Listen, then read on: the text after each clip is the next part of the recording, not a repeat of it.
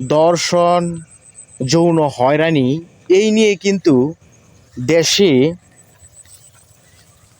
অনেক ধরনের সমস্যার সম্মুখীন হতে হচ্ছে এবং এই ঘটনাটি আমাদের সাধারণ মানুষদেরকে বিব্রতর্ক অবস্থায় ফেলে দিয়েছে। আমরা চাই এই মিয়া এই আইনটা করলে সমস্যা কোন জায়গায়?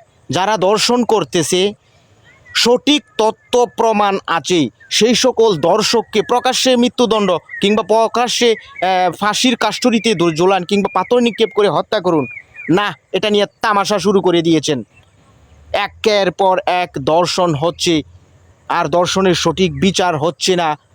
যেই দর্শিতা মহিলা তার ফ্যামিলি থানায় মামলা হামলা দৌড়াদৌড়ি করতে করতে তার জীবনেই শেষ। এক পর্যায়ে আপোষ করতে বাধ্য হয়।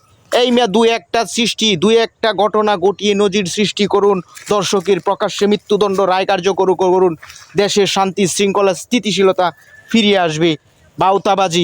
বাউতাবাজি ছলনা দিয়ে দর্শন থামবে না, দর্শন কমবে না, জাতির শান্তি আসবে না।